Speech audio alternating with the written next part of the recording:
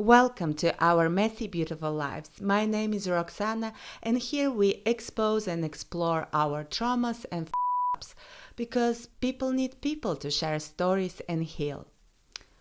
Love. One of the favorite topics of writers, poets, philosophers, and scientists who often fought about its definition. But we can all agree on one thing. It is extremely pleasant to be loved and feel love. And many of us, me included, embark on this journey of finding the one who would provide us with this feeling and generate it in us. But what if, on our quest for love, instead, we destroy our confidence, start doubting ourselves, and end up believing that we are too difficult to be loved? What if our pure desire to give love and be loved leads us to destruction and hatred? And I was certainly not searching for the one who would generate these feelings in me. So let's talk. Was I in an abusive relationship?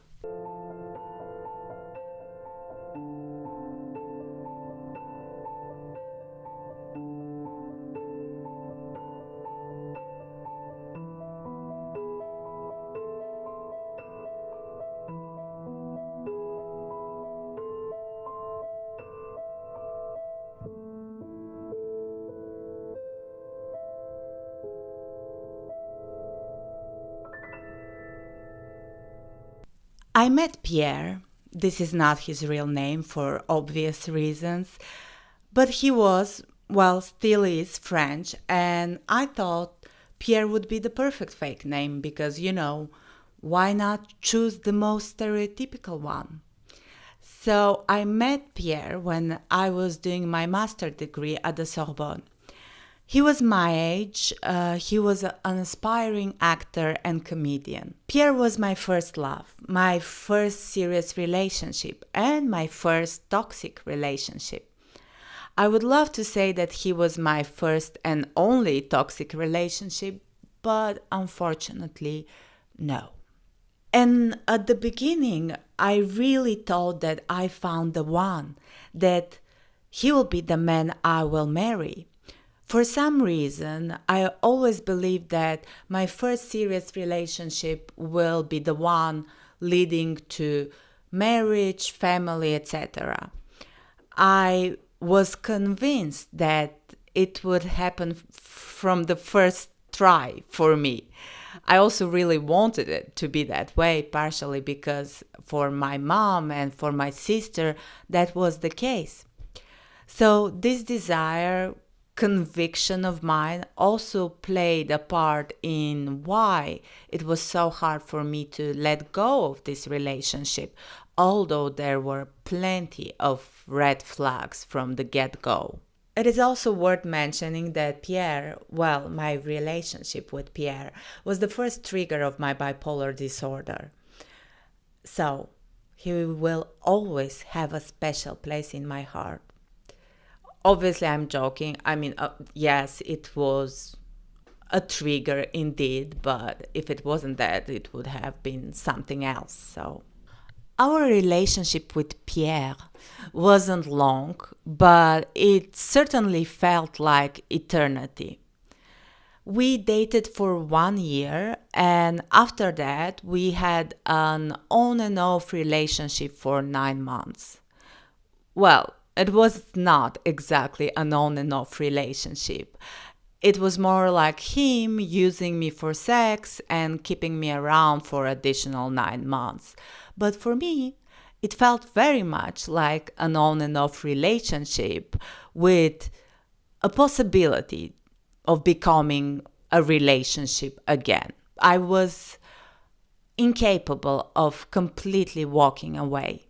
But even after those 1 year and 9 months, Pierre was very much present in my life. He would periodically pop up and try to suck me back in, Usually it would happen when I was already dating someone else.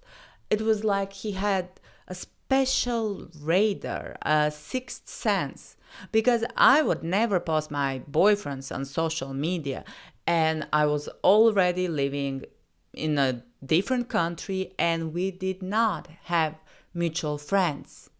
So, how did he know? And also, why didn't I block him? Why I continued to engage in this weird dynamic? I was certain that I no longer had any romantic feelings left for him. And of course, I never dumped whoever I was dating at the moment and ran back to Pierre.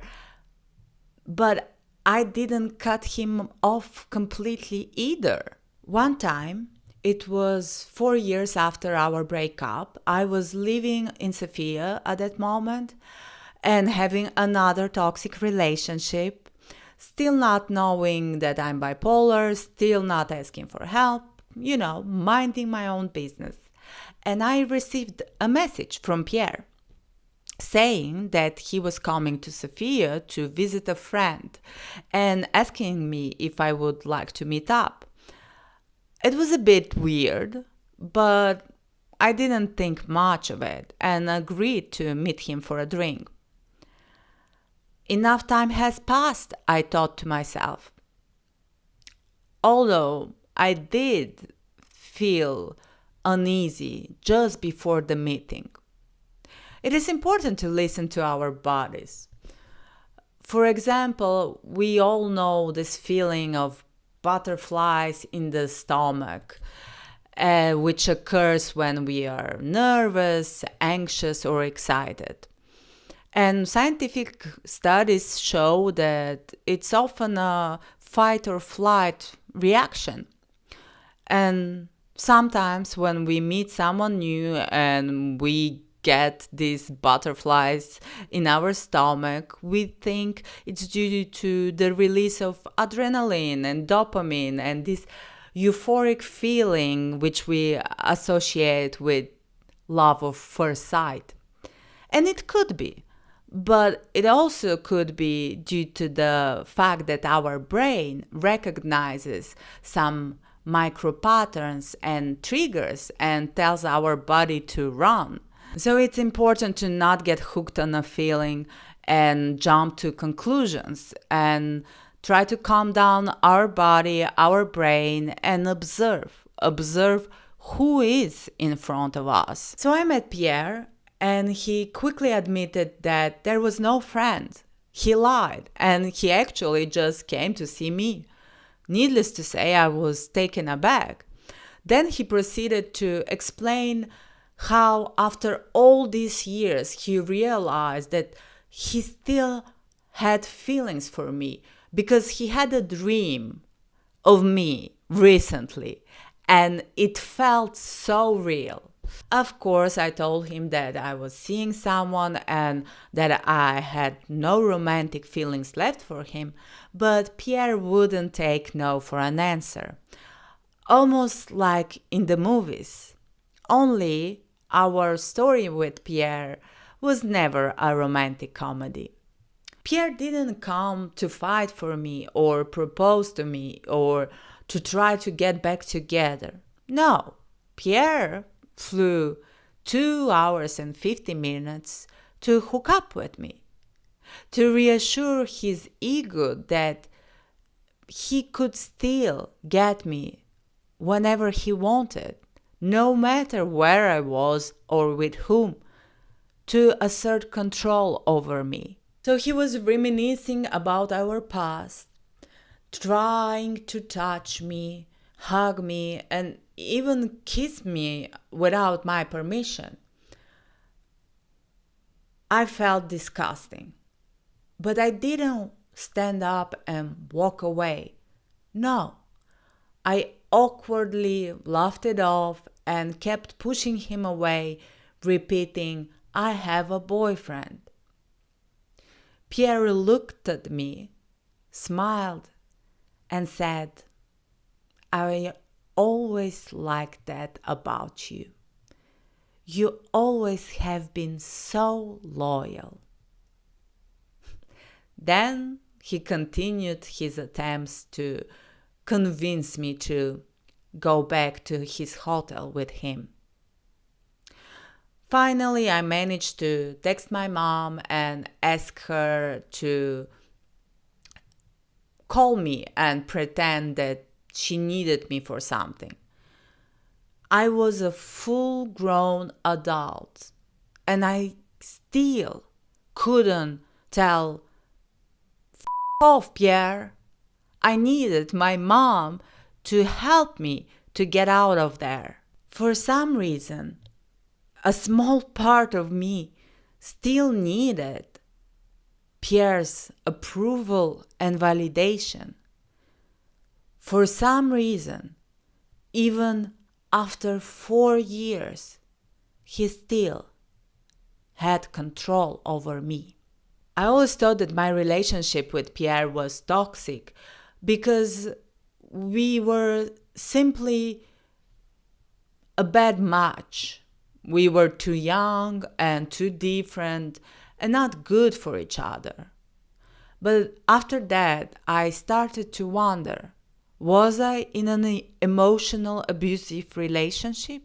I found on newhope.org, it's not a partnership. New Hope is an American nonprofit organization serving those affected by domestic and sexual violence. On their website, there is an article about the warning signs of an abusive relationship. I will leave the link in the description box below. There are 13 major main signs. So let's review them together and see if my relationship with Pierre had any of them. First sign, extreme jealousy. Jealousy is a sign of insecurity and lack of trust, but the abuser will say that it is a sign of love.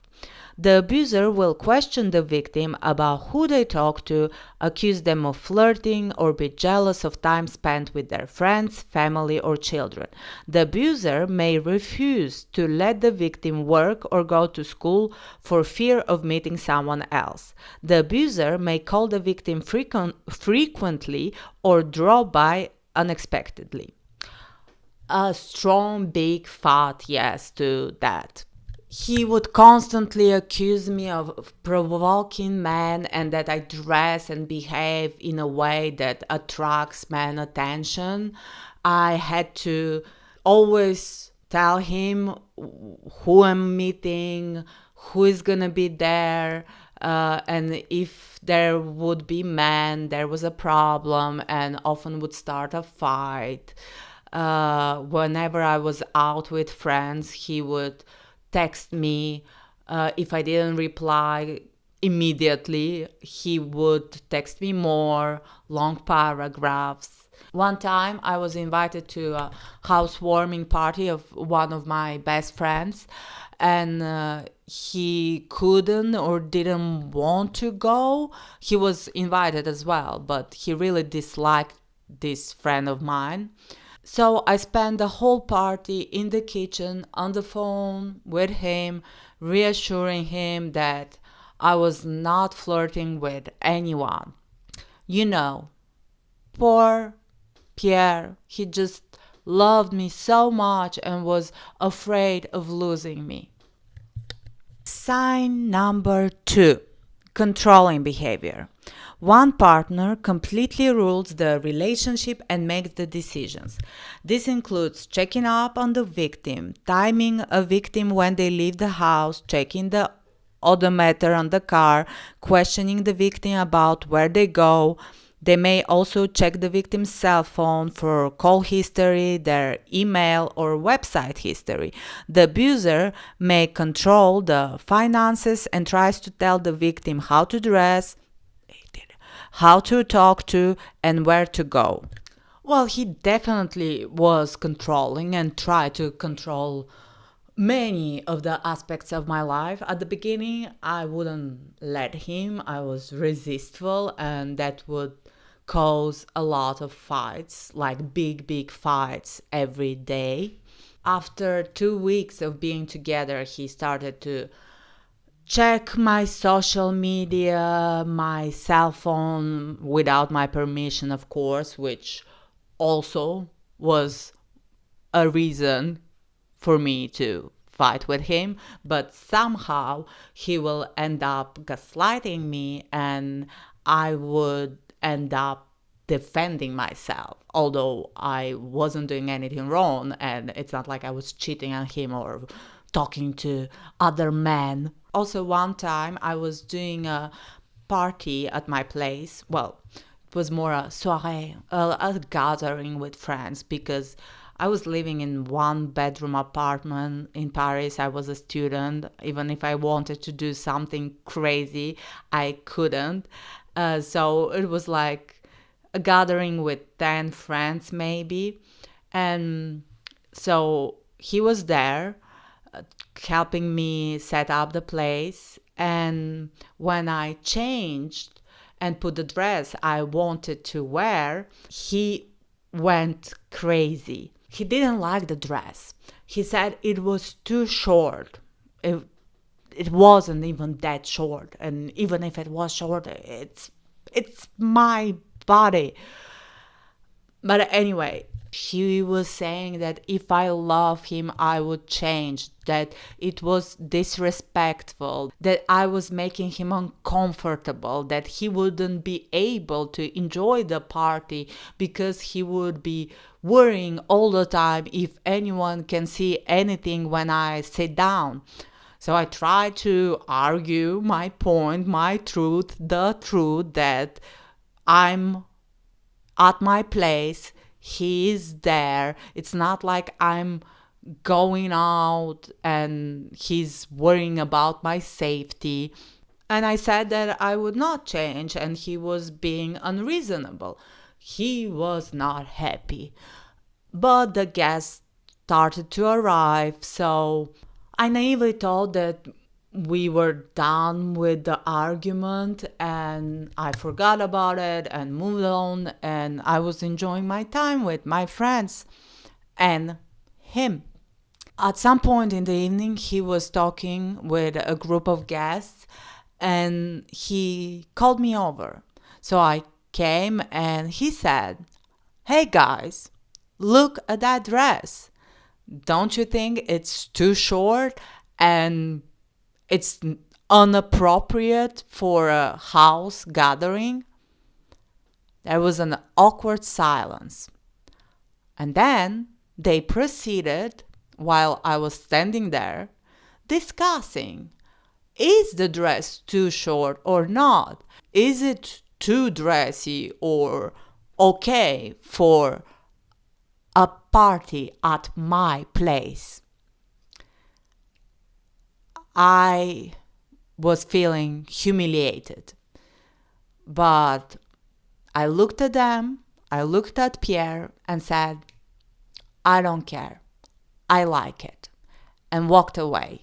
But with each day, each month, it was becoming harder for me to resist, and it was easier just to let him get whatever he wanted.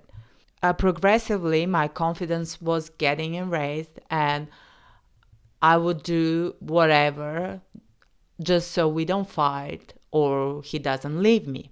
Sign number 3, quick involvement. The abuser comes on strong at the beginning of the relationship, pressuring for a commitment and claims love at first sight. Or you're the only person I could ever talk to, or I never met anyone like you before. Often, in the beginning of a relationship, the abuser is very charming and romantic, and the love is intense. Oh my God, yes. At the beginning, he made me feel like like a natural woman. Well, he made me feel like I was the hottest, most beautiful woman on this earth.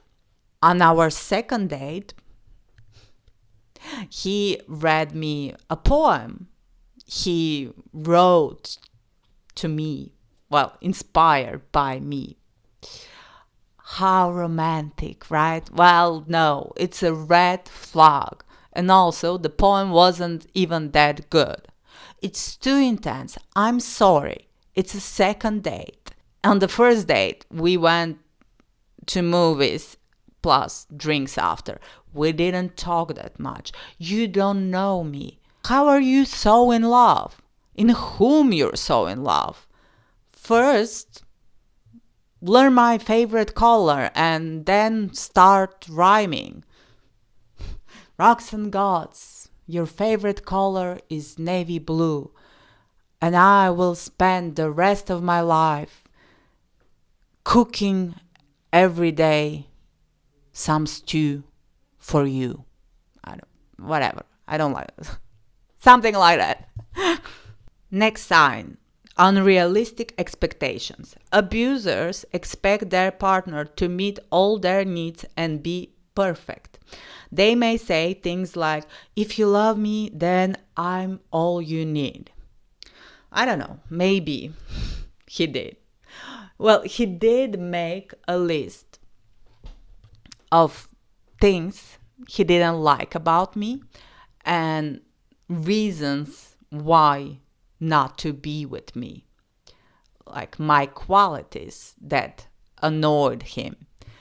A bit like Ross in France, just he didn't even bother to hide the list. Au contraire, he left it on the table in the living room, knowing very well that I was supposed to come over. So, yeah, nice.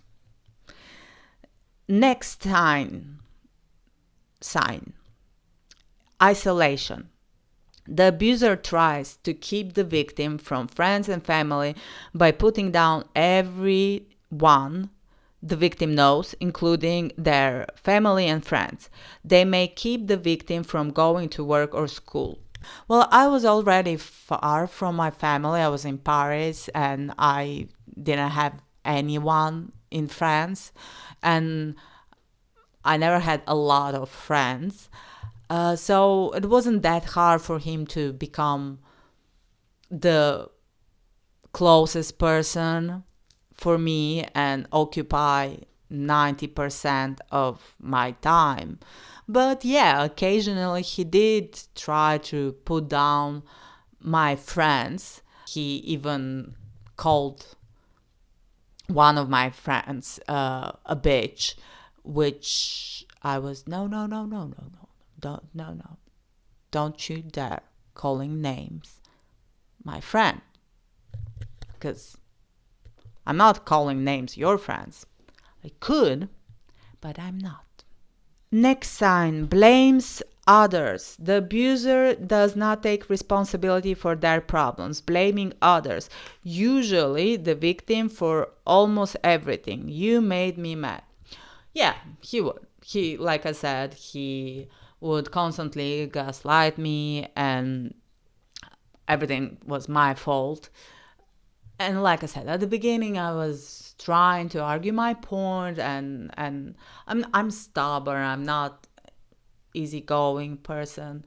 Uh, so at the beginning I was like, no, that's not like that. You cannot do that. But like I said, progressively, my confidence was going down. And so I started doubting my words and my actions, and I started to gaslight myself. And I believed that I was the problem. Another sign is hypersensitivity. An abuser is easily insulted and takes everything as a personal attack and blows things out of proportion. Oh my God, yes. I will give just one short example of his hypersensitivity. It was his birthday. He was doing a party at his place. So there was a bunch of his friends and acquaintances and colleagues. And As it happens at parties, at one point, people are hanging out in groups in different areas of the place. So at some point, I was hanging out in a different room from him with a couple of his friends. And we heard commotion and cheers, but we didn't think much of it because, well, it's a party. And later I found out that he was improvising rap, and everyone was cheering and supporting him. Very nice. But Pierre got mad at me that I wasn't in the room and I missed his rap, and accused me of not being a supportive girlfriend. Mind you, he wasn't pursuing a rap career, and he was white and not Eminem. But anyway, I never wanted to hurt his feelings, and it was his birthday, so I apologized and said I'm sorry that I missed it. But he did not accept my apology, and he blew out the things out of proportion. He said that I did it intentionally because everyone was enjoying so much his rap. I got jealous. Next sign, cruelty to animals or children. The abuser may punish animals brutally or be insensitive to their pain. They may have unfair expectations of children or tease them until they cry. No, he wasn't cruel to animals. He loved animals. About the children, I don't know, but I don't think so. Next sign, playful use of force of sex. The abuser may throw or hold their partner down during sex, may pressure their partner into having sex, may demand sex when their partner is tired or ill or doesn't want to have sex. They may ask the victim to do things they do not want to do. I don't think so, but, well, we had just once. I remember I was very, very sick and he wanted to have sex and I did not, but he convinced me to, and I was like, okay. It's not like he me, but yeah, he talked me into it. Yeah, I don't know if it counts. Another major sign is verbal abuse. The abuser says cruel and harmful things to their victim, degrades them, curses at them, calls them names, or puts down their accomplishments. The abuser tells their victims they are stupid and unable to function without them. They embarrass and put down the victim in front of others as well. Yes, they do. He said multiple times that I dress like a whore, that I'm useless, and the only thing I know how to do is cry. He said I was lazy and I only sit on my couch, eat chocolate, and smoke cigarettes. He said that I'm insecure and need makeup, even to go out to the boulangerie. He said I'm spoiled. He said I was snobbish and arrogant and that I looked down on him because he didn't have higher education. Yeah, because with my studies in dramaturgy and theater, I was joining the elite society of the smartest people. He called me crazy multiple times. Well, he wasn't so wrong about that. What else? He said I always try too hard posing for pictures and I should be more naturel. And also, he said that I should not wear red lipstick because I look like the Joker. And to that, I say, Pierre, what do you get when you cross a mentally ill loner? Don't worry, he's well alive, I suppose. Whatever.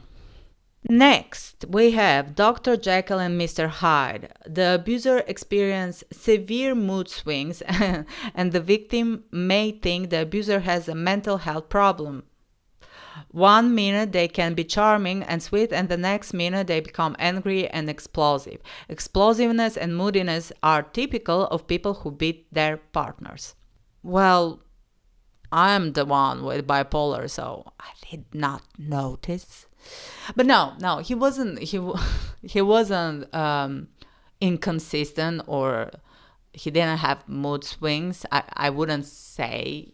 It was more like he was charming and sweet at the beginning. Once he had me, it switched, and the charm and sweetness decreased a lot. Occasionally, he would give me some breadcrumbs of sweetness and love, but most of the time were just horrible.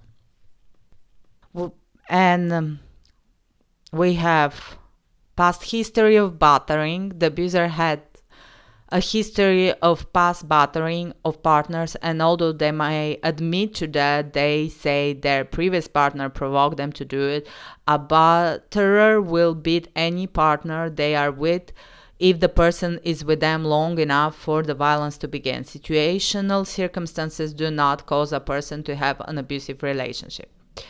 Like I said, I don't think so. I'm sure, I'm pretty sure no. And with me, he never was physically abusive. We are just talking about emotional and mental abuse. And the last warning sign on this list is use of violence and threats of violence. Violence can include holding the victim down, restraining them from leaving the room, or pushing, shoving, or holding them against a wall. Abuser may also throw or break objects as a punishment, breaking treasured possessions. But throwing or breaking objects mostly used to terrorize the victim into submission. The abuser may break or strike objects near the victim to frighten them. Threats of violence include any threat or physical force meant to control the victim. I'll kill you, I'll break your neck, if you ever leave me, I'll kill you. Like I said, our fights never escalated into physical altercations or physical abuse, so I was lucky. So no, I don't think he is an abuser in this sense of the word. But if you recognize some of these signs in your relationship, if you think that someone you know may be in an abusive relationship, please know that you're not alone and you can seek help. There's a lot of organizations like New Hope, but if you're not American, there's other organizations in your country. So please call someone so they can help you to get out of this situation. So was my relationship with Pierre abusive? I don't know. For sure, reading this article, I was like, wow, yeah, my relationship with Pierre did have some abusive characteristic, and maybe it was mentally, emotionally abusive to me. I still cannot call him an abuser, partially because there was never a physical abuse, but I know that it doesn't have to be physical abusive for a relationship to be abusive. And probably it was, because it took me years to recover after this relationship. And even now, when thinking about examples, what he did, I'm like, oh, but am I sure that I didn't deserve that or somehow provoke it? And I cannot completely get rid of the feeling that somehow I was in fault as well. And maybe it's trauma, maybe it's a karmic debt that I had to pay. And after all these years and therapy and healing, I still think that the quest for love is fun and wonderful and enjoyable and could be a beautiful thing when I remember that the most important person who can provide me with this feeling and generate it in me is me, myself. So yeah, we should love ourselves first, basically. And meanwhile, I hope we will continue to share our stories, to listen to each other, and I cannot wait to hear yours. So leave them in the comments. Love you. Bye.